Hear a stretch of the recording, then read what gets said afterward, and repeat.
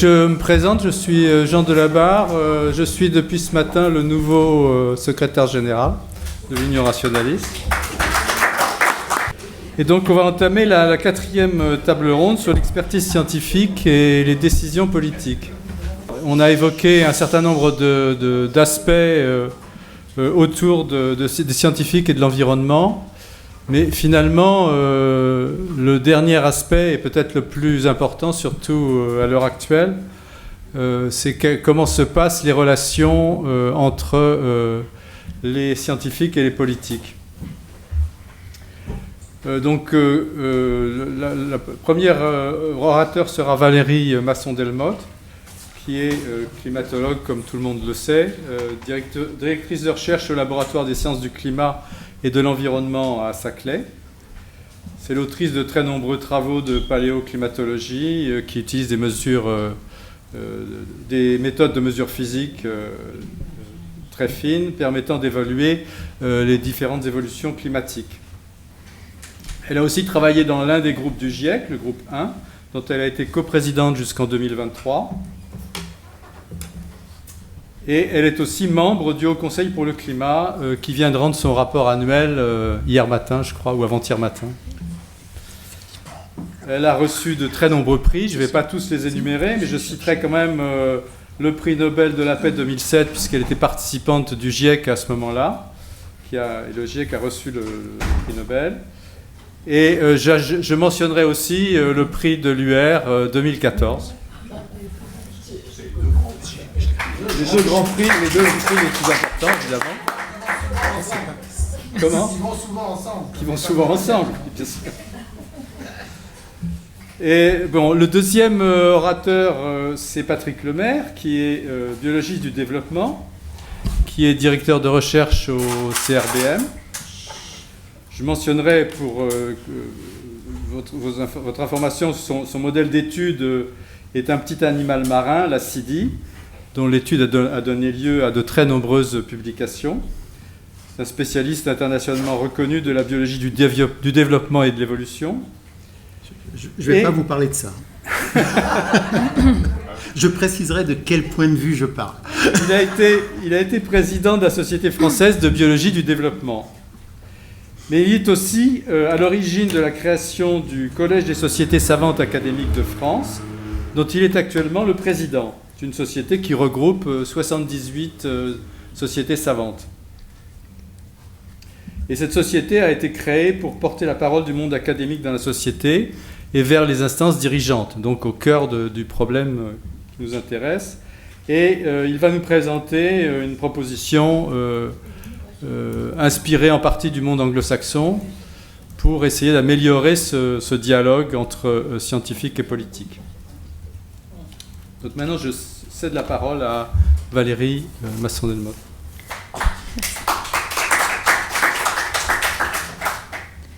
Merci. Donc, en fait, dans cette intervention, je veux réfléchir sur le retour d'expérience que j'ai eu au travers de l'interface sciences politiques dans le cadre du 6e cycle du GIEC et dans le cadre de la mise en place et la première mandature du Haut Conseil pour le climat.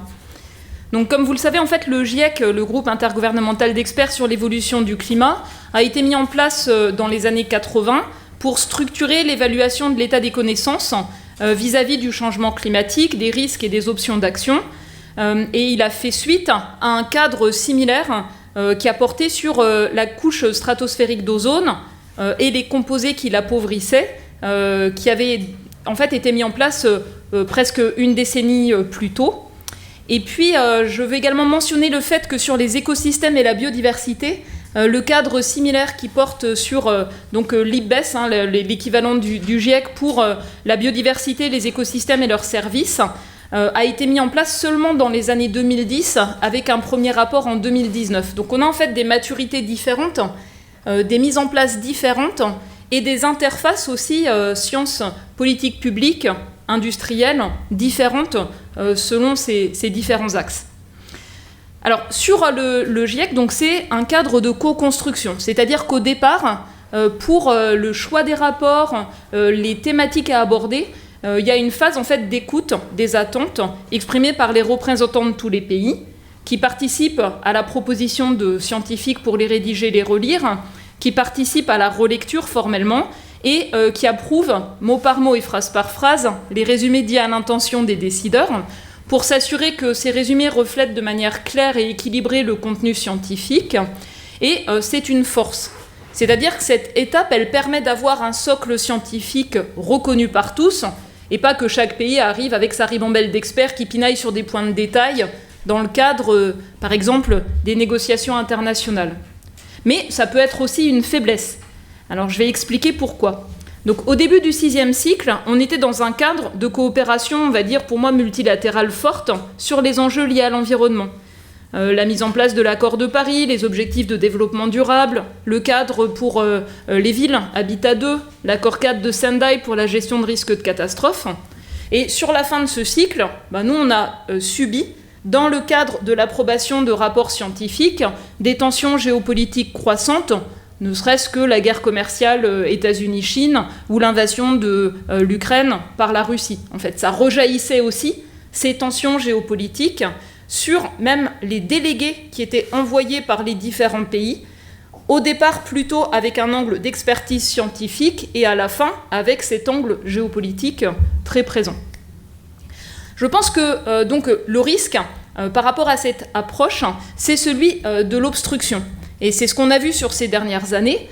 Pas simplement l'obstruction, le déni, vous voyez, par rapport aux fonds scientifiques, mais simplement le fait que les délégués de certains pays, notamment au niveau du bureau du GIEC et des sessions plénières, fassent de l'obstruction à toute évolution, toute innovation. Dans le VIe siècle, on a fait 3 rapports spéciaux transverses aux différents groupes de travail, c'était nouveau. On a également fait un atelier avec les organisations des grandes villes sur les enjeux villes et changement climatique, et cela sera le prochain rapport spécial. Donc s'adresser pas simplement à la gouvernance internationale, mais aussi à la question des villes qui pèsent lourdement dans la puissance économique, dans les émissions de gaz à effet de serre, et qui parfois concentrent de grandes vulnérabilités. On avait également fait un atelier de travail commun entre le GIEC et l'IPBES, dans un format assez libre, celui de l'IPBES, qui a été perçu, je pense, comme dérangeant dans le cadre GIEC. Et actuellement, il y a des pressions très fortes des représentants de certains États pour que le GIEC soit juste, fasse la même chose qu'avant, pour retarder le fait que les rapports des groupes de travail s'alignent, ne serait-ce qu'avec le bilan mondial de l'accord de Paris, et qui éloigne finalement le poids des scientifiques, de l'information scientifique dans ce cadre, et je pense pour moi que c'est un risque de fragilisation. Alors l'évaluation, elle doit être neutre, non prescriptive, à l'échelle de grandes régions, donc on ne va pas regarder ce que fait tel ou tel pays sur ses politiques publiques, et on ne fait pas de recommandations malgré la manière dont nos rapports sont parfois perçus et présentés, y compris dans les médias. Alors, le fait d'être à une échelle, on va dire macro, et d'être neutre, ça fait qu'il y a aussi un décalage par rapport aux besoins d'informations pratiques, opérationnelles, pour éclairer des politiques publiques. Donc ça ne répond pas nécessairement aux besoins d'informations qui sont présentes partout, en fait, pour savoir comment mieux mettre en place des actions pour le climat. Ce que je veux également dire, c'est que, bien sûr, on a 2 volets dans la construction des rapports du GIEC. On a un volet qui est quelles sont les avancées scientifiques, donc dans la littérature, en fait, technique, scientifique, socio-économique, qui mérite de mobiliser des centaines de personnes et je ne sais pas combien d'heures de travail pour les évaluer et les distiller. Donc il faut qu'il y ait des avancées scientifiques, c'est le premier pilier. Et après, on ne fait pas des encyclopédies, des livres de cours, il faut que ce soit pertinent pour éclairer des choix. Et pas seulement dans une région du monde, mais dans l'ensemble des régions du monde. Et plus c'est pertinent, plus l'approbation est difficile, et c'est ce que je vais illustrer maintenant. Donc, 2015, accord de Paris sur le climat, les pays n'arrivent pas à s'accorder sur l'objectif, limiter le réchauffement largement sous 2 degrés, mentionne remonter l'ambition pour limiter le réchauffement à 1,5 degré. Les pays les plus vulnérables considèrent qu'1,5 degré pour eux c'est essentiel. Les pays exportateurs d'énergie fossile considèrent qu'une transition aussi brutale, pour eux c'est un danger pour leur économie. Enfin, je caricature un peu, mais c'est un fait. Et donc du coup, ce point de tension sur la difficulté à définir l'objectif s'est traduit par une invitation au GIEC à produire un rapport spécial sur 1,5 degré de réchauffement planétaire en 2015. Donc en fait, le GIEC a été instrumentalisé pour régler, pour moi, un problème dans le cadre des négociations climat. Donc, beaucoup de connaissances nouvelles ont été produites très vite, et ce rapport a montré à quel point chaque dixième de degré, chaque demi-degré compte en termes de risque, à quel point, en fait, ça demanderait des transitions rapides, et à quel point c'est important de les penser avec toutes les autres dimensions de soutenabilité. Je caricature vraiment, mais c'était vraiment cet angle qui était intéressant et profond. Alors, dans le cadre de ce rapport, le point de tension le plus fort a été la comparaison des promesses des différents pays, formulées en 2015 dans le cadre de l'accord de Paris sur le climat, donc les promesses à horizon 2030, agrégées, la trajectoire d'émissions que cela impliquerait, une légère augmentation, et le décalage avec les trajectoires permettant de contenir le réchauffement largement sous 2 degrés et encore plus, proche de 1,5 degré, une baisse de quasiment respectivement quasiment 30% et 45%, résultat de l'évaluation des contraintes géophysiques. Donc ça a été un point terrible de tension, et l'Arabie Saoudite, qui a mené en fait la contestation de ce fait, basée sur une vingtaine d'études indépendantes, n'a pas réussi à entraîner d'autres pays, s'est retrouvé isolé, et je pense dans un contexte de volonté de diversification économique et de crédibilité sur les investisseurs, a cédé. Et donc dans le cadre au GIEC, cette évaluation est restée, approuvée par tous, mais au final, le constat scientifique qui était là a été rejeté des négociations climat au moment de la COP24, et donc ce rejet a été porté par l'Amérique de Trump, la Russie de Poutine, l'Arabie Saoudite et, je crois, le Koweït, si je me souviens bien. Et ce qui est également intéressant, donc les points clés, c'était pour limiter le réchauffement des émissions net zéro, le rythme de baisse à court terme, qui serait nécessaire pour tenir les objectifs de long terme de l'accord de Paris. Je caricature, mais vraiment, c'était ces points-là. Et on a vu avancer des affichages de neutralité carbone de différents acteurs non étatiques, parfois recourant copieusement à des crédits dont on sait qu'ils n'ont aucune efficacité, mais aussi donc des affichages d'objectifs de long terme de pays, en Europe et ailleurs, avec la question de la crédibilité entre ces objectifs de long terme et puis les moyens et les trajectoires de court terme mises en œuvre. Alors ce qui est intéressant, c'est qu'en fait, si ce rapport avait été enterré en 2024, dans la COP qui avait eu lieu en Pologne à Katowice, il est ressorti dans la décision de la COP 26, donc à Glasgow, 2 ans plus tard.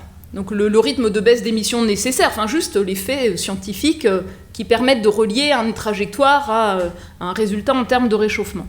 Et là, il y a eu un rôle clé de, je dirais, la diplomatie scientifique et du chief scientist britannique qui a mis les éléments scientifiques, les connaissances scientifiques fortement au cœur des négociations et de la préparation de cette COP. Moi, c'est quelque chose qui m'a marqué.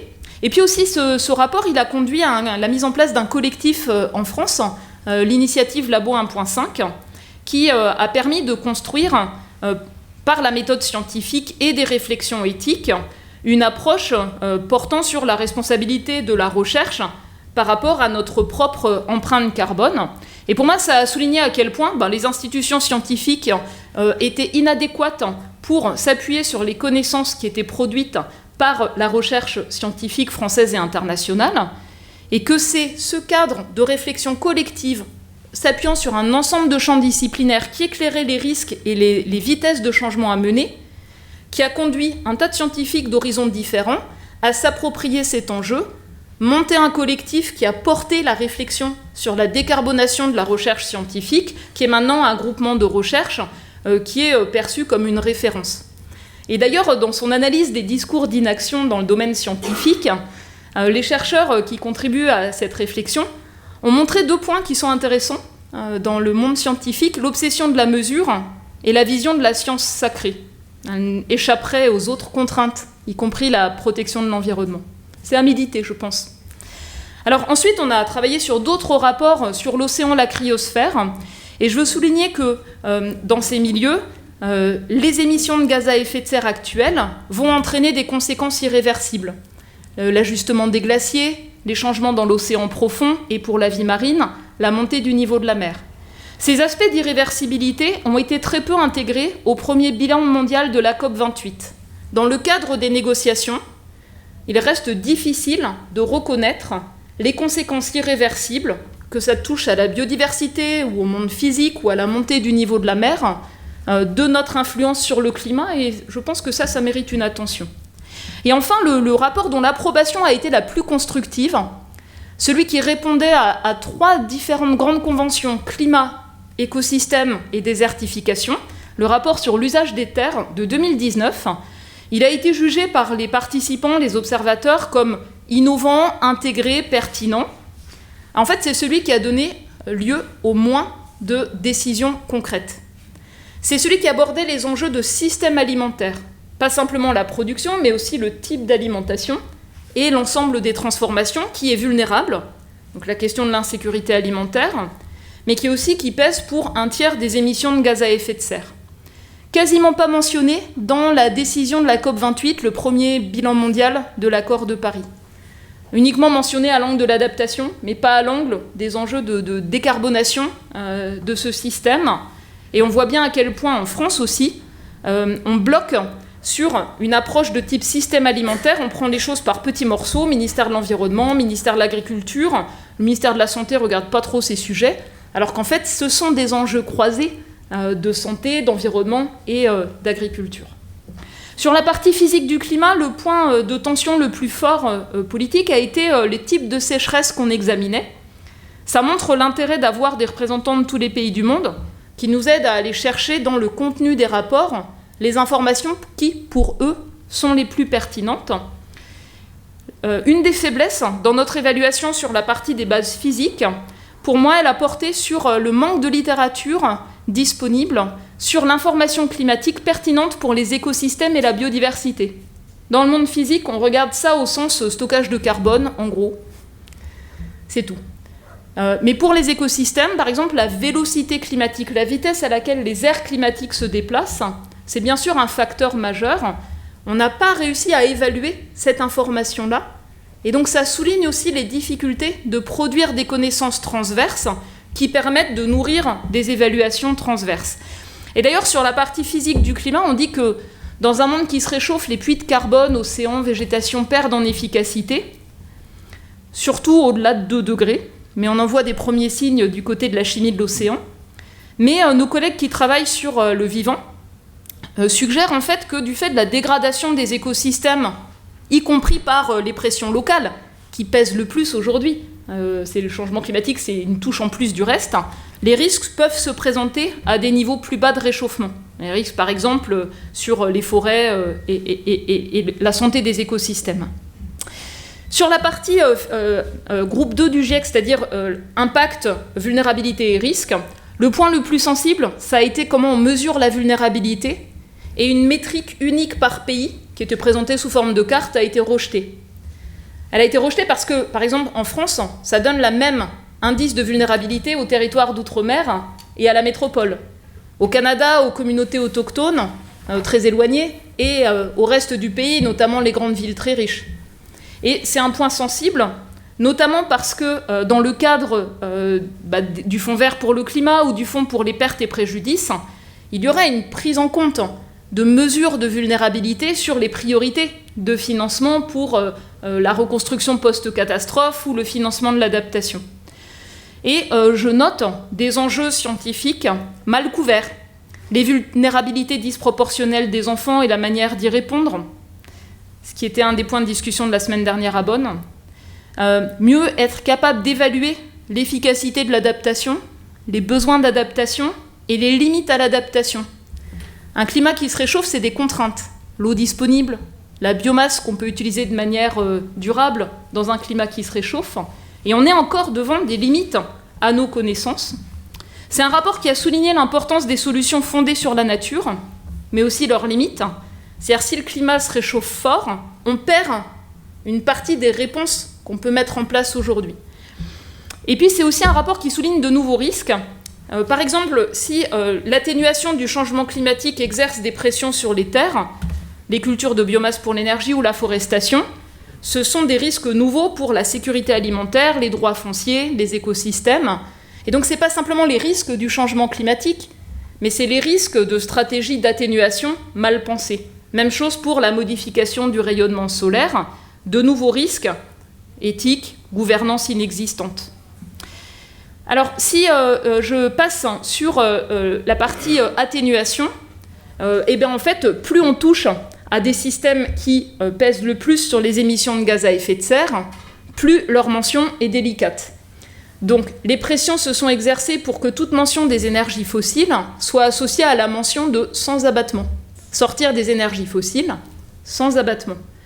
Donc ça, évidemment, c'est dans l'intérêt de ceux qui ont des ressources fossiles, qui veulent continuer à les exploiter à condition de capter et stocker. Qu'est-ce que ça veut dire sans abattement ? Ça veut dire, on pourrait c'est faire miroiter l'idée qu'on puisse continuer à investir, exploiter et consommer, à condition d'être capable d'éliminer les émissions de gaz à effet de serre associées, soit par captage et stockage sur les sites industriels, soit par élimination du CO2 atmosphérique, après coup en fait, et stockage à très long terme. Et donc c'est notamment l'Arabie Saoudite qui avait fortement poussé pour cela. Et on a encore des difficultés dans la production de connaissances pour évaluer le potentiel faisable, la viabilité économique de ces approches qui renchérissent le coût des fossiles, les rendent moins compétitives avec le reste. Donc le Haut Conseil Climat en France a fait une évaluation, il y en a une récente en Allemagne, on voit qu'il y a un potentiel qui est quand même assez limité, et le déploiement ne se fait pas du tout à échelle de ces enjeux. Mais on voit bien comment il y a des volontés de fragiliser des formulations claires, en ouvrant en fait des possibilités, y compris pour des investisseurs, de croire qu'on peut continuer à utiliser des énergies fossiles avec des budgets carbone limités. L'autre sujet qui a été très sensible, c'est celui qui porte sur l'alimentation, et notamment donc dans le système alimentaire, il y a des leviers sur le type d'alimentation. Donc au départ, les formulations étaient une alimentation avec davantage de protéines végétales, moins de protéines animales, enfin quelque chose de ce type-là. Et ça a été rejeté notamment par les pays exportateurs de viande d'Amérique du Sud, qui ont poussé pour une formulation juste scientifiquement, une alimentation saine, soutenable et équilibrée, avec une note de bas de page qui décrit ce que c'est, et qui est plus juste sur tous les types d'alimentation dans toutes les régions du monde, mais qui est beaucoup moins clair sur le message qui est transmis.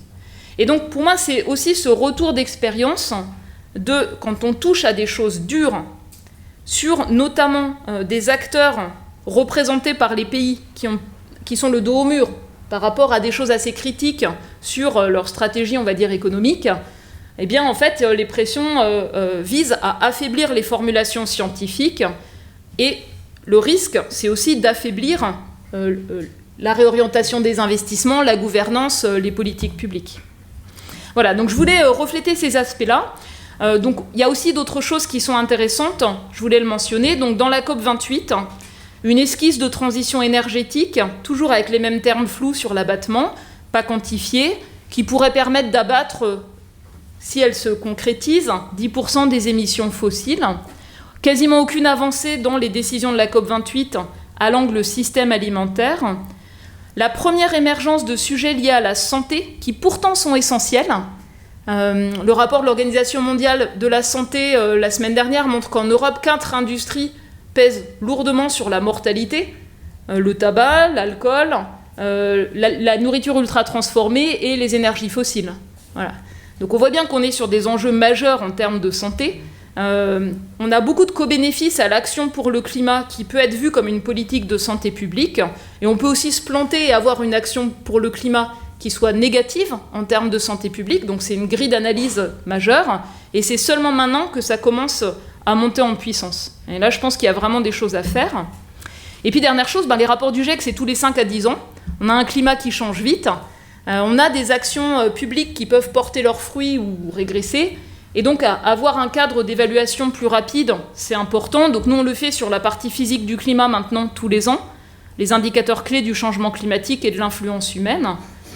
Mais je pense qu'on a besoin de mieux suivre les politiques publiques, leur efficacité, d'une manière similaire pour avoir cette information factuelle. Et donc le GIEC, pour moi, était très complémentaire du Haut Conseil pour le climat. Donc le GIEC neutre, non prescriptif, grande échelle, le Haut Conseil climat, politique publique en France, leur évaluation, la possibilité de faire des recommandations. Et la littérature en sciences sociales et politiques montre que les pays qui ont construit des autorités indépendantes ou des conseils scientifiques climat, quel que soit le nom que cela prenne, ont en général des actions sur la décarbonation, en tout cas, qui sont plus efficaces en moyenne que les autres. Donc ça, c'est aussi intéressant à noter. Et donc, dans le cadre du Haut Conseil pour le climat, ce qui est intéressant, c'est fournir des éléments d'analyse factuelle, c'est formuler des recommandations et avoir un retour sur ces recommandations. Par exemple, les 117 recommandations 2023 ont été prises en compte dans la réponse détaillée du gouvernement 6 mois après, parfois partiellement, parfois sans que les objectifs visés ne soient atteints. Et donc du coup, c'est aussi intéressant d'avoir le suivi entre ce qui est recommandé et ce qui est mis en œuvre. Ce que je veux également souligner, c'est la difficulté à suivre les actions en termes d'adaptation qui ne sont pas uniquement des stratégies nationales, mais des mises en œuvre territoriales. Et donc, on est sur une difficulté au sens où on a des groupes régionaux d'experts climat, au Conseil climat, GIEC régionaux, qui opèrent tous avec des mandats, des formats différents, parfois émanant, comme en Île-de-France, d'institutions scientifiques, l'IPSL pour le grec francilien, mais dans d'autres cas, en Bretagne, le Conseil breton, mis en place par la région. Pas nécessairement avec un mandat d'évaluer les politiques publiques, je crois que ça met très mal à l'aise en France, cet aspect-là. Il y a une peur de l'évaluation. On le voit bien sur les projets de loi. C'est seulement la loi climat et résilience qui est la première à avoir fait l'objet, sur nos recommandations, d'une évaluation ex-ante. Et pour beaucoup de lois, il n'y a pas forcément de suivi de l'efficacité attendue dans la durée. Et on aurait besoin de choses similaires au niveau régional. On aurait besoin de mieux articuler l'évaluation, l'expertise sur l'action publique en termes de climat de l'échelle nationale à l'échelle des différentes régions. Mais aujourd'hui, ça n'a pas été possible. Dans le cadre du Haut Conseil climat, avec le peu de ressources qu'on avait, on n'a pas réussi à construire cette articulation. Par contre, ce qu'on a fait, c'est qu'on a été associé à un réseau des hauts conseils climat ou équivalents internationaux, avec l'idée de partager les meilleures pratiques sur le fait d'apporter cette évaluation de l'efficacité des politiques publiques de manière un peu plus coordonnée. Et donc il y a également un équivalent européen, European Advisory Board, qui formule aussi des recommandations et des évaluations au niveau notamment du Green Deal européen, des politiques européennes et des points clés pour rendre possible le fait d'atteindre la neutralité carbone à horizon 2050. Voilà, donc c'était les points clés que je voulais souligner. Je ne vais pas vous détailler le compte-rendu des différents rapports et leurs points clés. Et la dernière chose, c'est que finalement, ce type d'approche, donc au niveau intergouvernemental ou au niveau national pour les gouvernements, ça pose aussi des questions de démocratisation de cette évaluation scientifique et de la participation des citoyens ou des élus. Et ce qui nous a frappé, c'est que le Parlement ne s'est pas complètement saisi du Haut Conseil pour le climat. Les saisines provenaient plutôt de nous ou du gouvernement, mais assez peu du Sénat ou de l'Assemblée nationale. Quand on a été auditionné, c'était plutôt par rapport à d'autres projets de textes, de lois, de travail de commission, mais pas en réponse à nos rapports annuels. Et donc c'est une occasion, je pense, démocratique manquée. Ça fonctionne beaucoup mieux dans la démocratie, par exemple, britannique, où le Climate Change Committee est en prise directe avec les élus du Parlement. Et c'est quelque chose qui fonctionne moins bien. Et puis dernière chose, donc dans un contexte de discours populiste qui essaie de construire une vision un peu uniforme du peuple et des élites, ce sont des risques majeurs. D'abord parce que cette vision-là, elle écarte tous les enjeux de justice climatique, différentes responsabilités, différentes vulnérabilités, qui sont extrêmement importantes pour prendre la mesure des enjeux climat et des réponses, pour éviter des maladaptations et construire des transitions justes. Et aussi, par rapport à peut-être une dimension citoyenne, comme on avait vu dans le cadre de la Convention citoyenne pour le climat, ou des approches de sciences participatives qui montrent l'intérêt d'avoir à bord plusieurs perspectives de réflexion, pas seulement celle des faits les plus rigoureux possibles, pas seulement celle des politiques publiques, mais aussi le regard de citoyens. Et je pense que renforcer les approches participatives ou délibératives, même autour de ces évaluations intergouvernementales ou nationales ou régionales, ça me semble quelque chose d'important pour la vie démocratique dans son ensemble, pour la perception que c'est un travail dans l'intérêt général co-construit, et pas que ce soit rejeté comme un travail perçu comme celui d'experts hors sol, qui freine les délibérations. C'est un point important. Souvent, les questions liées au changement climatique, elles peuvent être rejetées parce que c'est perçu comme imposé, sans qu'il y ait une possibilité de délibérer sur les options pour y répondre. Voilà, c'était les points que je voulais partager.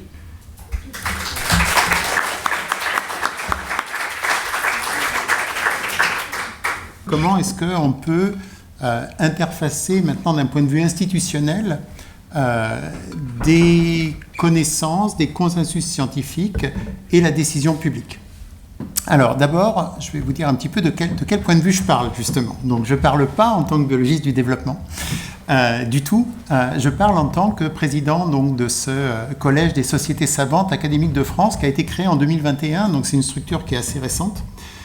Qui regroupe 79, alors maintenant il y en a une de plus, 79 sociétés, et 80 d'ailleurs je pense dans les jours à venir, sociétés savantes académiques et associations, dont l'Union rationaliste, qui ont des buts communs avec les sociétés savantes.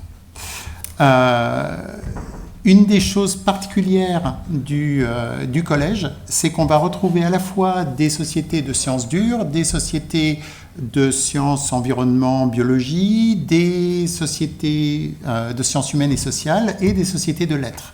Donc on essaie de couvrir, et de droit. Et donc on essaie de couvrir l'ensemble du spectre académique. C'est une association loi 1901, de telle manière à se protéger aussi de toute forme d'ingérence par décret et autres, ce qu'on peut retrouver dans les académies. On demande à nos membres de signer des chartes, notamment pour bien être sûr qu'elles sont indépendantes de tout type de groupe de pression industrielle ou autre. Alors, les missions principales, c'est réfléchir à promouvoir la place du monde académique dans la société française.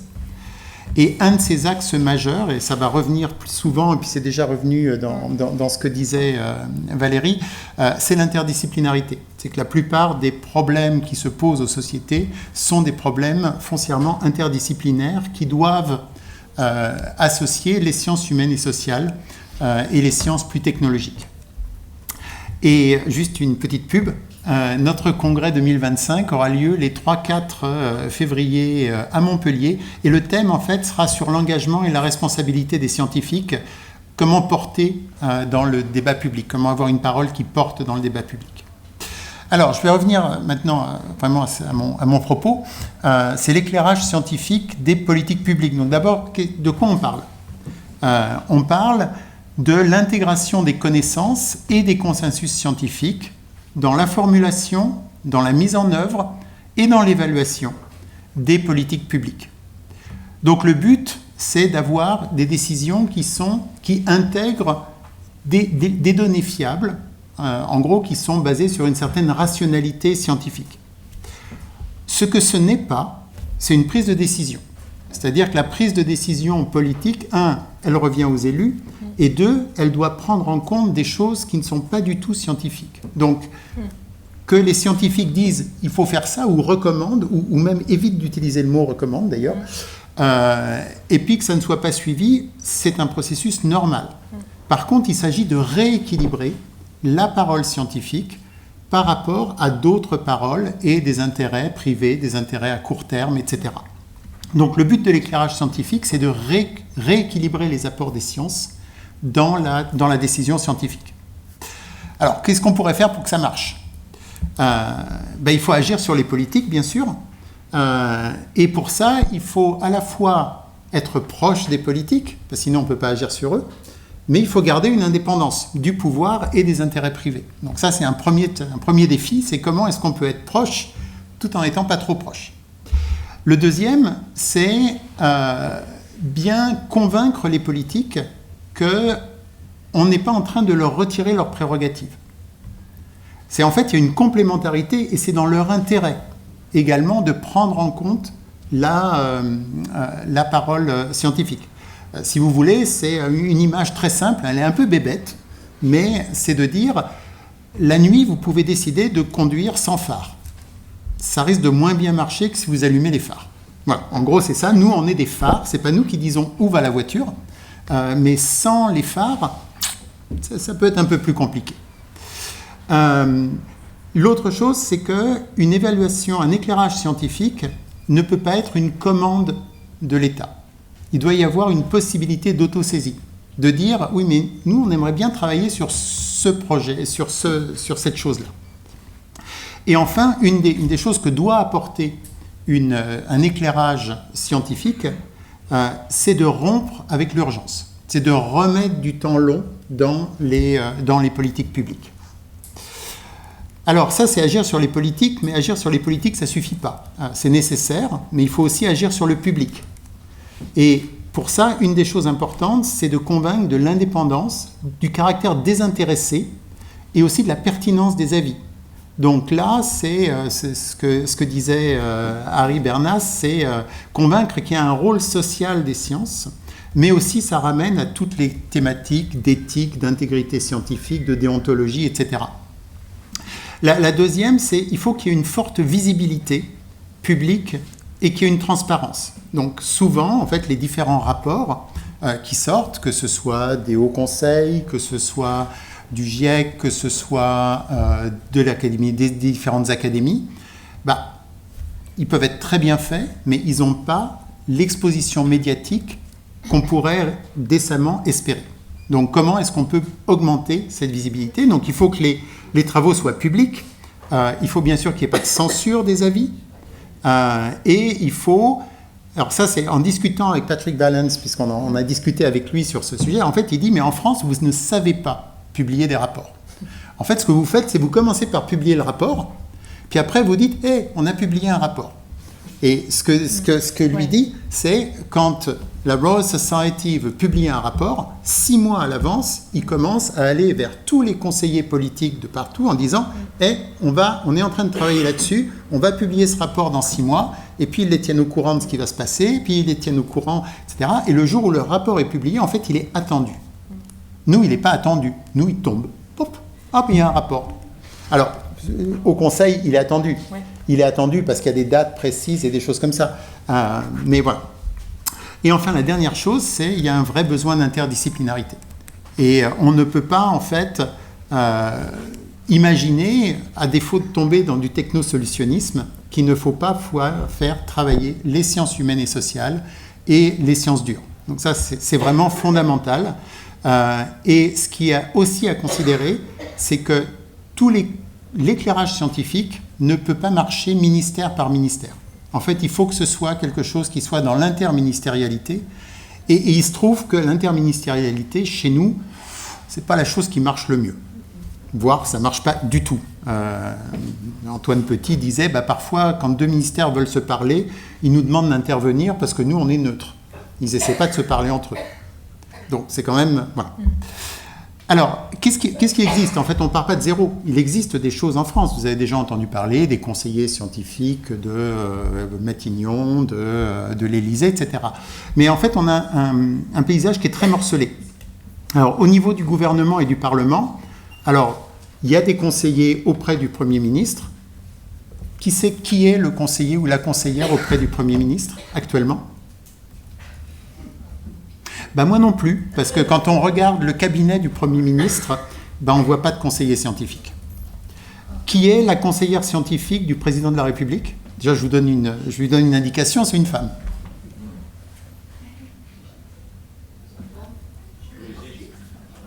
Anne Laude. Oui. Qui sait de quel domaine elle vient? C'est une juriste.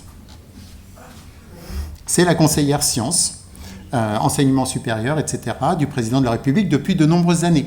Mais c'est des personnages qui sont totalement cachés, en fait. Ce n'est pas du tout des personnages publics.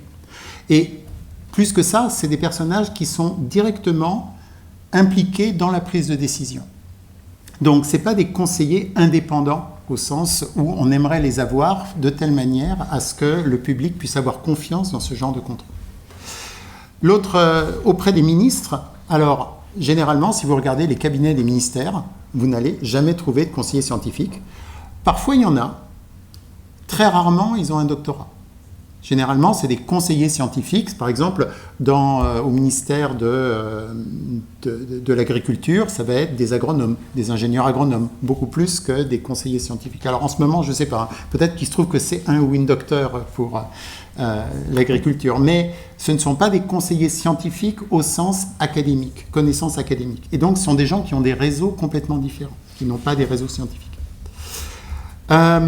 Ensuite, qu'est-ce qu'il y a ? Il y a, au niveau du Parlement, il y a l'Office parlementaire d'évaluation des choix scientifiques et technologiques, donc vous avez sans doute entendu parler, qui fait des rapports qui parfois sont tout à fait remarquables, mais qui est relativement inaudible.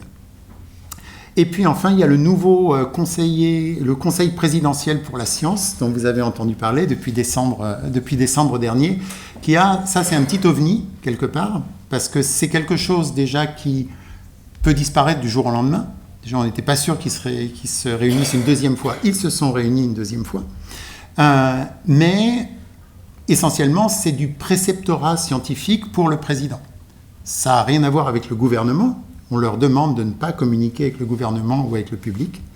Et puis, quelque part, c'est plus, et je reviendrai, c'est pour guider la politique scientifique de la France. Beaucoup plus que pour savoir la politique de recherche de la science. Beaucoup plus que pour savoir comment on utilise les sciences de manière générale, le bagage scientifique mondial, de telle manière à améliorer nos politiques publiques. Alors après, au niveau des régions, Valérie en a parlé, et puis ça a été évoqué, il y a différents GIEC, il y a des GIEC régionaux, il y a 7 régions sur 14 qui ont un GIEC régional, avec des modalités de fonctionnement assez différentes. Moi, je connais un petit peu mieux Acclimatera, qui est en Nouvelle-Aquitaine, si certains d'entre vous connaissent. Il y a également, et ils ne sont pas en réseau du tout, et puis il y a également des observatoires régionaux, par exemple de la santé ou autres, qu'on peut considérer comme apportant une expertise scientifique. Il y a aussi des agences et conseils spécialisés, des hauts conseils pour le climat, pour les biotechnologies, pour la santé publique. Il y a France Stratégie que je mets dans cette catégorie parce que même si c'est une vision économique, c'est quand même des gens qui apportent des expertises vraiment très solides au débat. Et puis il y a différents observatoires. Alors, il y a un observatoire sur l'effet du réchauffement climatique, sur drogue et tendances addictives, sur la biodiversité. Enfin, il y a toute une série d'observatoires. Je ne pense pas qu'ils communiquent beaucoup entre eux. Il y a les organismes de recherche et académies. Donc, certains organismes de recherche ont des départements qui sont d'appui aux politiques publiques.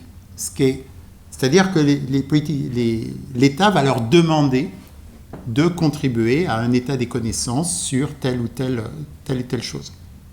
Et puis, bien sûr, il y a les académies qui font aussi des rapports, des opérations d'acculturation politique scientifique, etc. Et puis, enfin, il y a des associations, etc. Enfin, donc, il y a tout un microcosme qui existe déjà. La question, c'est si on rajoute une couche, comment est-ce qu'on va intégrer tout ça à l'intérieur et comment est-ce qu'on va essayer d'amener de la rationalité et plus de communication entre ces différents acteurs. Donc, on va se déplacer un peu à l'étranger. Qu'est-ce qui se passe à l'étranger ? À partir de la Seconde Guerre mondiale, il y a un certain nombre de pays qui ont commencé à développer des conseillers scientifiques en chef. Donc, il y a eu les États-Unis, je pense que ça a commencé aux États-Unis. Et puis ensuite, il y a le Royaume-Uni et pas mal de pays du Commonwealth qui ont ça. Puis il y a d'autres pays, je pense qu'il y a la Lettonie doit en avoir. Enfin, il y a d'autres pays également hors Commonwealth. Les formes sont assez variées. La chose qui est commune, c'est qu'il y a une personne qui incarne les sciences vis-à-vis des décideurs, parfois vis-à-vis du public également, et puis parfois à l'international aussi. On a entendu justement Patrick Vallance. Le positionnement est auprès du chef du gouvernement. Alors nous, on a un type de gouvernement qui est un peu particulier, hein, le régime où on a un président et un premier ministre, les deux ayant du pouvoir, c'est pas très très fréquent. Souvent, c'est auprès donc du premier ministre. Et c'est souvent via des discussions informelles. L'idée, c'est d'être le plus près possible des dirigeants et de parler avec eux. Donc, Peter Gluckman, qui était le conseiller scientifique en Nouvelle-Zélande, c'est lui qui a créé la fonction, nous disait j'ai appris à jouer au golf. J'ai appris à jouer au golf parce que ça me permettait de discuter longuement avec le Premier ministre et, très important, avec son directeur de cabinet. Il n'y a pas que le Premier ministre qui est important, les directeurs de cabinet sont des gens extrêmement importants pour la prise de décision. Leur mission principale, c'est s'assurer que les gouvernements ont l'information nécessaire, scientifique, qu'ils la comprennent et qu'ils la prennent en compte dans leur processus décisionnel. Alors, la prendre en compte, ça ne veut pas dire qu'ils vont la suivre. Ça veut simplement dire qu'ils sont conscients que là, il y a éventuellement un consensus scientifique. Et puis qu'à d'autres endroits, il n'y en a pas. Ce qui est important aussi, c'est l'indépendance du gouvernement. Donc ça, c'est vraiment quelque chose qui est fondamental quand on parle avec Patrick Vallance ou Peter Gluckman. Ils disent c'est vraiment le truc fondamental, c'est indépendance du gouvernement et de ne jamais participer aux décisions exécutives. Peter Gluckman disait, en fait, j'ai fait une fois une recommandation. Et puis quand j'ai vu comment ça a été pris, c'est au tout début de son mandat, après il n'a plus jamais fait de recommandation. Il a simplement dit, voilà la situation, mais sans jamais faire de recommandation aux dirigeants. Après on peut se demander quel est l'impact. Alors il y a un impact à l'international, il peut y avoir un impact parce qu'il y a une personne qui va parler pour l'État. Il y a les limites d'un conseil qui est informel, finalement. Donc, ça dépend de la bonne volonté des dirigeants de bien vouloir consulter leurs conseillers. Et ça dépend beaucoup. Là encore, Patrick Vallance disait que, en fonction des conseillers et puis du ou de la première ministre, il y a une communication, il n'y en a aucune. Ça dépend. Et puis, également, il peut y avoir une position... le conseiller scientifique peut avoir une position et puis le gouvernement peut prendre une décision exactement à 180 degrés le lendemain. Donc, quel est l'impact ? Donc, on s'est mis à réfléchir à ce genre de choses à l'été dernier, en fait. Et le début de la réflexion, c'était Mona Neema, qui est au Canada, qui est donc la conseillère scientifique depuis 2017. Le Canada a une conseillère scientifique. Donc on a publié, donc c'est là, il y a une série de liens que vous trouvez sur notre site web, si vous voulez. Donc on a publié un premier document qui est ce que je vais vous présenter rapidement. Et puis ensuite, on a eu une tribune dans Le Monde et on a également écrit un des éditoriaux de Science sur le sujet. Alors qu'est-ce qu'on propose ? On propose donc 4 missions principales. Alors, première mission, ce qu'on appelle le courtage scientifique. Donc ça, c'est ce dont je vous ai beaucoup parlé, c'est-à-dire de mettre à disposition des politiques des synthèses qui soient compréhensibles en contenu et en longueur, des scientifiques qui peuvent éclairer leurs décisions. Également, c'est évaluer a posteriori, donc pas a priori, mais évaluer a posteriori quelles peuvent être les conséquences des décisions qui ont été prises. Le deuxième, c'est quelque chose qui est assez fondamental, c'est, quand je vous disais, il y a peu de réseaux en fait, de conseillers scientifiques. Donc la deuxième mission, c'est de créer un réseau de conseillers scientifiques où il y a un conseiller scientifique en chef quelque part par ministère, c'est ce qui existe en Angleterre. Et puis on va décliner ça éventuellement au niveau des régions, mais surtout on va mettre ces gens en réseau, de telle manière à ce qu'ils se parlent, ce qui peut aussi aider à l'interministérialité d'un certain nombre de décisions. Ensuite, il y a un problème de culture scientifique, on en a déjà parlé beaucoup aujourd'hui, de confiance du public, mais également des journalistes et de la formation des journalistes. Et donc, ce qu'on propose, c'est que ça fasse partie également des prérogatives, alors non pas d'imposer des choses, mais d'amorcer des réflexions sur comment est-ce qu'on pourrait organiser ça. Et enfin, la dernière chose, quand on discute avec des conseillers étrangers, ils disent, en fait, la France, on ne sait pas à qui parler. On ne sait pas, Peter Gluckman disait, moi, en fait, quand je veux parler à quelqu'un de science au niveau français, je passe par mes réseaux. Mais il n'y a pas de réseau, il n'y a personne qui identifie réellement, qui incarne la France de manière générale. Alors, à telle réunion, ça va être un tel, à telle réunion, ça va être un tel, et ainsi de suite.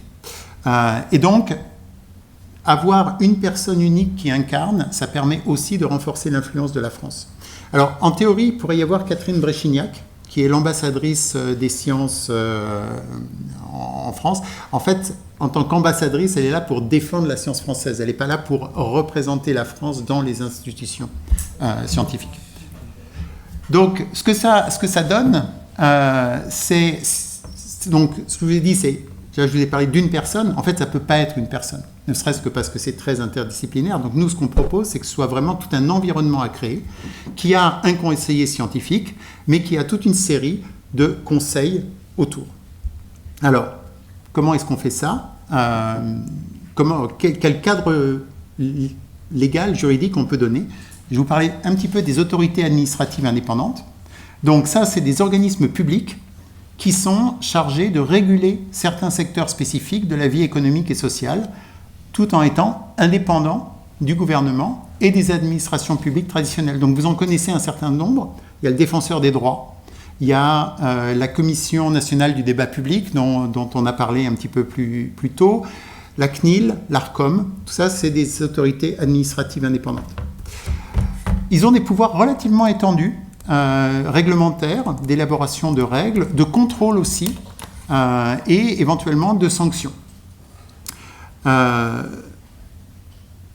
C'est aussi un rôle dans le maintien d'un équilibre entre les intérêts publics et les intérêts privés. Donc vous voyez, en fait, ces descriptions, ça colle assez bien avec ce qu'on cherche dans le cadre de l'éclairage des politiques publiques. Et enfin, comment est-ce qu'on les crée, comment est-ce qu'on les dissout ? Je vous disais, le Conseil présidentiel de la science, on ne sait pas quand est-ce qu'il va se réunir, et puis il peut être dissous du jour au lendemain par Emmanuel Macron, le président actuel, mais rien ne dit que ce dispositif perdurera lorsqu'il va y avoir une alternance. Donc, les autorités administratives indépendantes, c'est quelque chose qui est beaucoup plus stable. C'est un processus législatif, c'est-à-dire pour créer une autorité ou pour dissoudre une autorité, il faut qu'il y ait une loi. Ça ne peut pas être fait par décret. De plus, certaines, en fait, pas certaines, il n'y en a plus qu'une maintenant, qui est inscrite dans la Constitution. C'est le Défenseur des droits. Donc, il est possible également d'avoir un processus encore beaucoup plus strict et rigide qui permet de créer, parce qu'il faut une révision constitutionnelle, mais pour supprimer, il faut également une révision constitutionnelle. Donc, c'est un mécanisme qui est très lourd dans les deux sens. Et enfin, il y a un problème de révocation de la personne responsable. C'est quelque chose qui est très encadré également. On ne peut pas du jour au lendemain révoquer la personne qui est là. Non. Quelques mots sur le Défenseur des droits. Donc le Défenseur des droits, je vous en parle parce que c'est celle qui est inscrite dans la Constitution. Et c'est aussi quelque chose qui nous a servi un peu de modèle dans nos réflexions. Donc ça a été créé en 2011. Donc le mandat, c'est quelqu'un qui est nommé pour 6 ans, non renouvelable, qui ne peut pas être prorogé non plus. Pourquoi non renouvelable ? Pour qu'il n'y ait aucune pression pour le renouvellement. Au moins c'est clair, ce n'est pas renouvelable. Sa nomination nécessite l'accord de la majorité des membres de chacune des commissions compétentes de l'Assemblée nationale et du Sénat. Donc là encore, alors si vous savez, les présidents d'organismes de recherche ont besoin d'être également validés par la commission de la culture du Sénat et de l'Assemblée. Mais il faut qu'il y ait moins de 2/3 qui soient contre pour que ça marche. Donc en gros, ils peuvent être nommés avec une minorité de sénateurs et de députés de ces commissions qui les soutiennent. Il ne peut pas être poursuivi pénalement, quoi qu'il fasse. Hein ? Une minorité qui ne les soutienne pas. Il peut y avoir une majorité des gens qui ne les soutiennent pas pour les présidents d'organismes de recherche. Mais là, justement, ce n'est pas le cas. Là, il faut qu'il y ait une majorité qui soutienne. Et enfin, il ne peut pas y avoir de poursuite pénale pour les opinions et les actions lors du mandat. Donc, le temps passe vite, donc je vais essayer. L'autre chose, c'est un personnage public. dont la parole est protégée. Les rapports, il y a des rapports publics, peut intervenir dans le débat public. Vous avez sans doute lu la tribune de la défenseur des droits, Claire Hédon, au moment de la loi immigration, par exemple. Il peut être saisi par des citoyens, des associations, et il peut également s'auto-saisir de dossiers, et peut, et ça c'est très important, soutenir des actions en justice. C'est-à-dire qu'il peut y avoir le juridique le judiciaire qui est appelé. Et enfin, il y a un réseau de délégués régionaux qui se ressemble un peu à ce dont je vous parlais. Il y a un budget. Donc actuellement, le budget, c'est à peu près 25 millions d'euros en 2024. Et son budget, là encore, est voté par le Parlement dans le cadre de la loi de finances. Donc, puis ça sera ma dernière diapo. Qu'est-ce qu'on propose ? Finalement, on propose de créer une autorité administrative indépendante qui serait... Alors, l'éclairage scientifique des politiques publiques, c'est pas un bon nom, hein. Voilà, à créer, c'est pas le problème principal, le nom, je crois. Donc, qui aurait pour but mandat et procédure de nomination qui ressembleraient aux défenseurs des droits. 6 ans, c'est bien, parce que c'est pas en phase avec les mandats des présidents de la République et de l'Assemblée nationale. Donc, ça veut dire qu'il y a toujours des chevauchements. Mission, donc il y aurait d'un côté conseiller scientifique du gouvernement, donc incarné. Une mission de prospective scientifique dont on a un petit peu parlé dans la journée, c'est en fait, c'est important d'avoir de la prospective scientifique aussi, et donc diriger cette prospective scientifique et de la déléguer auprès des organismes, des académies et ainsi de suite. Et puis, donc d'organiser en fait, non pas de faire, mais d'organiser la prospective scientifique. Et enfin, hébergement des différents hauts conseils, que ce soit le conseil scientifique global de cette autorité administrative indépendante, parce qu'il y a besoin que tous les AFI soient collégiaux. En fait, le conseiller scientifique lui-même n'est simplement qu'un porte-parole d'un conseiller. Il ne parle pas en son nom, il parle au nom d'un collectif. Mais également les différents hauts conseils pour le climat, les biotechnologies, la santé publique, etc. Pourquoi pas France Stratégie, l'Office français de l'intégrité scientifique dont on a parlé, qui pourrait tout à fait être hébergé par cette autorité. Voilà. Désolé, j'étais un peu long. Je m'arrête là. Merci. C'est très intéressant, mais excuse-moi de la manière dont je vais poser la question. D'une part, j'ai l'impression que c'est une usine à gaz. Le défenseur des droits n'est pas tellement plus une usine à gaz. Je m'explique. C'est une usine à gaz en ce sens que, par exemple, France Stratégie a une composante économique énorme, évidemment, mais très, très variée. Donc, de ce point de vue-là, ça couvre pas mal de domaines, mais il n'y a pas de scientifique au sens de sciences dures, biologie, etc., etc. Il y a des gens qui ont une formation de base qui peut avoir touché à l'un ou l'autre de ces aspects-là, mais c'est pas... donc le recouvrement avec les autres choses qui sont listées me paraît faible, pour prendre cet exemple-là. Et puis surtout, il me semble que c'est quand même ça l'essentiel. Un conseiller, comme le nom l'indique, c'est quelqu'un qui a la confiance des gens qui conseillent. Or, un conseiller qui est nommé pour 6 ans, c'est pas la même chose que le défenseur des droits ou la défenseur des droits, qui est complètement indépendante. Avoir un conseiller avec un statut indépendant, c'est mettre un pouvoir en face d'un pouvoir infiniment plus grand. Et ça, je comprends l'intérêt pour que, disons, quand on a envie de défendre une corporation ou quand on a envie de défendre un sujet, on a envie d'en faire un truc institutionnel, mais c'est pas possible. Ça, c'est inacceptable par le pouvoir. Je veux dire, je pense, j'ai pas mal étudié les conseillers scientifiques des États-Unis. C'est des gens qui sont, d'une manière ou d'une autre, des connaissances personnelles des présidents. C'est des gens qui ont une grande ouverture, etc., etc. Ils sont choisis intelligemment, mais c'est des conseillers. Ou ils n'existent pas dans certains cas. Tu veux dire quelque chose ou... Excusez-moi. Là, ça ne fonctionne pas très très bien les deux interventions, je veux dire. Hein. Donc, je suis désolée. Moi, ma question, elle s'adresse à Valérie. Bon, je suis désolée, évidemment, tu n'étais pas là ce matin, et je ne le reproche pas du tout. Mais simplement, ce que j'ai essayé d'avancer ce matin, c'est un peu la fracturation géopolitique nouvelle. Et dans cette nouvelle configuration qui a commencé, tu l'as bien identifié d'ailleurs, un peu avec Trump, et puis ça s'est accéléré depuis la guerre en Ukraine et toutes les fracturations mondiales que l'on...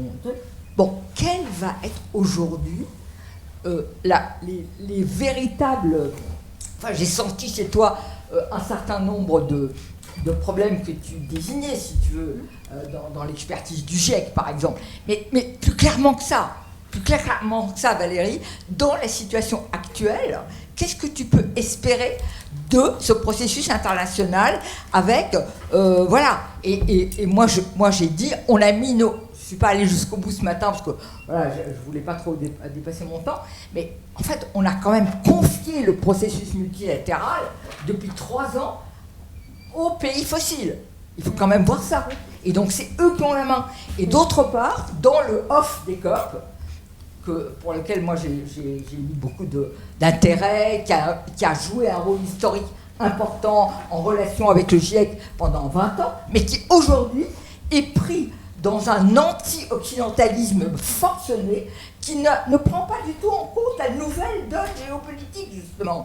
Parce qu'on est dans, en gros, du LFI à l'échelle internationale. C'est un peu ça. C'est-à-dire, voilà, les colonisateurs sont responsables de tout et aujourd'hui, ils doivent payer pour tout. Bon, évidemment, avec une telle position, ça ne peut pas marcher. Ça ne peut pas avancer. Voilà. Qu'est-ce que tu en penses ? Merci. Alors, j'ai 2 minutes. Oui, donc, en fait, je connais ton travail et voilà, je suis cette analyse critique qui est indispensable.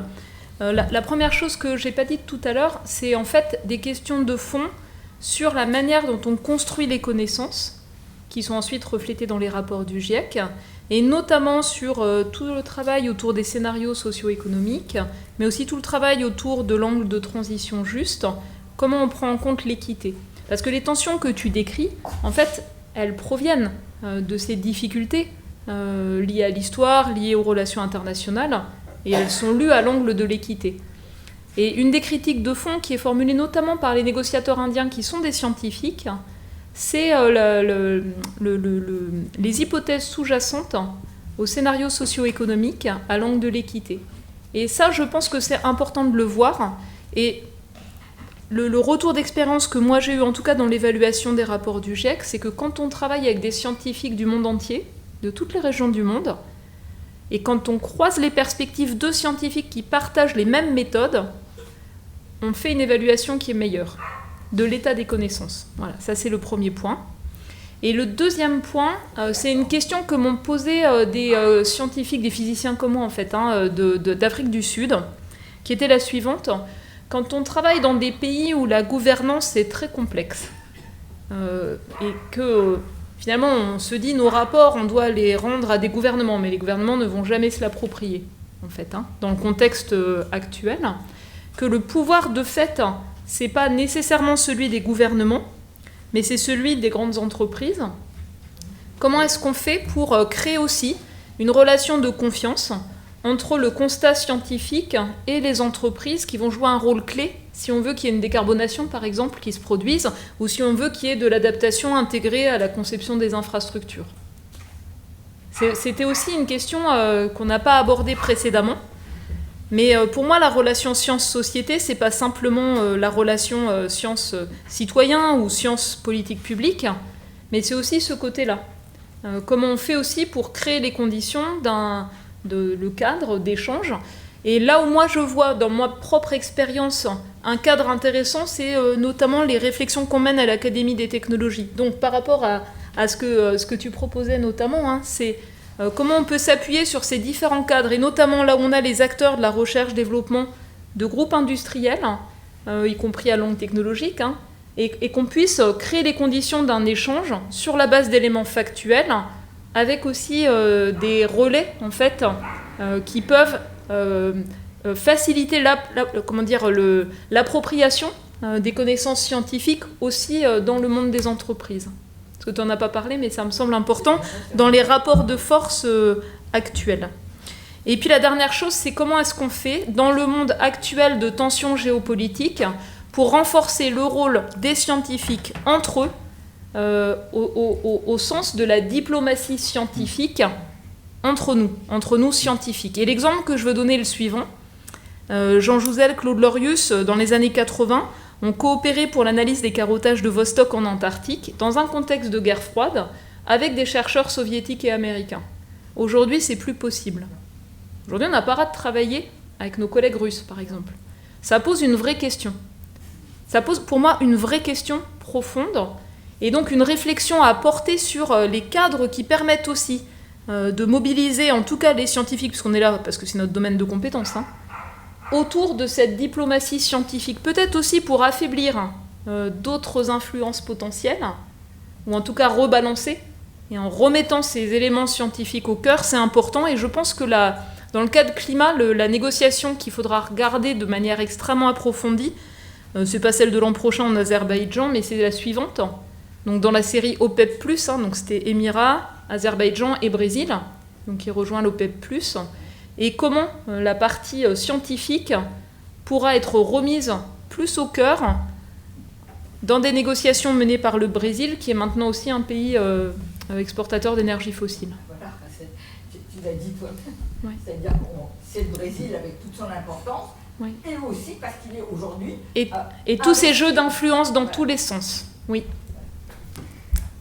Et qu'est-ce qu'on peut faire en appui comme scientifique ? Avant de prendre une troisième question, je vais peut-être pouvoir répondre à la première.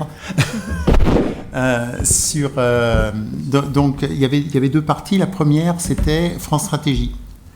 France Stratégie, c'est des économistes, c'est vrai. Un des gros problèmes quand on regarde le conseil scientifique Covid, ça a été que, assez régulièrement, la réaction du gouvernement a été de dire « oui, les scientifiques disent ça, mais les économistes disent autre chose ». Sauf que les économistes, c'est des scientifiques, c'est le monde académique aussi. Donc, l'important, c'est de réussir justement à faire qu'il y ait un chevauchement. Et ça, c'est important. Non, mais je ne parle pas de France Stratégie. Par contre, de France Stratégie, si on regarde le rapport Pisani-Mahfouz, là, ils sont tout à fait impliqués. Et là, qu'est-ce qu'ils vont faire ? Ils vont faire des projections sur le coût de l'adaptation. Donc, on voit qu'il commence à y avoir des chevauchements entre ce que vont dire des scientifiques, climatologues, etc., et les économistes. Donc, les mettre ensemble dans une même structure, ça fait sens complètement. Enfin, la deuxième chose, c'était quel gouvernement va accepter un conseiller qu'il n'a pas choisi ? Ça, quelque part, c'est un problème de sémantique. Il suffit de ne pas l'appeler un conseiller. Défenseur des droits n'est pas un conseiller. Donc, c'est simplement, là, je pense, beaucoup plus de savoir est-ce qu'il doit y avoir une autorité qui est potentiellement un contre-pouvoir ? Et quand on voit la situation politique actuelle, on se dit que de la même manière que le défenseur des droits est un contre-pouvoir, avoir un contre-pouvoir qui soit un contre-pouvoir scientifique. On a vu aux États-Unis que l'EPA, par exemple, ça a été un enjeu de pouvoir. Donc c'est important d'avoir des contre-pouvoirs institutionnels côté scientifique. C'est quand même un gros hocher que vous voulez construire, énorme, ouais. Avec vos 80 associations. Non, c'est pas avec nos 80 associations, là. C'est pas du tout ça. Là, c'est vraiment un processus de conviction des députés, de conviction des partis politiques, que ce soit eux qui le créent, c'est pas nous. Nous, on est une association le 1901, nous, on va rien créer. Nous, tout ce qu'on peut faire, c'est du lobbying actif scientifique de telle manière à ce que ce genre de choses soit créé. Et dans l'état actuel, où il y a quand même une très forte crainte que le Rassemblement national, à court ou moyenne échéance, arrive au pouvoir, c'est peut-être un moment où les partis politiques peuvent être relativement sensibles au fait qu'il faut créer un contre-pouvoir scientifique. Je peux ajouter un mot ? Alors, il y a un point que je n'ai pas développé qui est le suivant. Ce qu'on a vu dans de nombreux pays où le rapport au fait s'est éloigné des partis qui gouvernaient, c'est la montée en puissance d'accusations de scientifiques dits militants. Donc c'est une accusation personnelle sur l'individu pour une prise de position quelle qu'elle soit, qui vise en fait à décrédibiliser l'ensemble des faits scientifiques. Ça arrive, hein, c'est le cas aussi en France. Et la deuxième chose, c'est un ensemble d'acteurs liés à des intérêts dans ces rapports de force compliqués sur la prise de décision, qui font émerger des experts, essayistes ou autres, liés à leurs intérêts, et qui prennent la place d'interlocuteurs du monde académique pour éclairer la prise de décision. Pour moi, ça, c'est vraiment deux risques majeurs pour lesquels, aujourd'hui, je pense, le cadre institutionnel ne fonctionne pas. Et récemment, une personne qui a une fonction de ministre a dit oui, ce rapport indique telle conclusion, c'est écrit par 10 scientifiques, je vous en trouverai demain 1000 autres qui montrent autre chose. Voilà. Et donc, on a une vraie difficulté par rapport à la reconnaissance de ce qu'est une évaluation, on va dire, la plus factuelle possible, robuste de l'état des connaissances, par rapport à ce que certains vont chercher comme opinions qui peuvent les arranger dans la prise de décision. Et c'est pour ça que la proposition, pour moi, elle est intéressante, complexe à intégrer dans la gouvernance, mais il faut bien voir les fragilités qu'on a aujourd'hui. Une question à réponse courte sans doute. Qu'est-ce que vous appelez l'intégrité scientifique? Parce qu'il y a un conseiller ou un organisme, si je me rappelle, qui est chargé de l'intégrité scientifique. Alors j'ai peur de la définition. Ouais, Michel est bonne. C'est le comité pour l'intégrité scientifique, il a été créé après la commission Corvol, dont j'ai fait partie d'ailleurs, et donc il fonctionne mais il ne regarde pas les cas de manquement à l'intégrité. Il fait des enquêtes pour voir comment. Il a créé et il suit la mise en place de référents intégrité scientifique. On a vu Girel qui il est pour l'établissement présent ici. Et donc il suit un peu les travaux des référents pour l'intégrité scientifique. Mais cet office. Il est mal positionné, ça c'est mon opinion, mais c'est aussi celle de l'Académie des sciences. C'est un département de l'HCRS. Donc il est positionné dans un organisme d'État qui fait de l'évaluation. Et donc, en fait, il ne fait pas du tout d'évaluation. Donc, il est question de le déplacer. Mais peut-être pas dans là où tu penses. Voilà. Et voilà. Je pense que s'il n'y a pas d'autres questions, on va s'arrêter là. On va remercier tous les orateurs qui sont venus et les participants.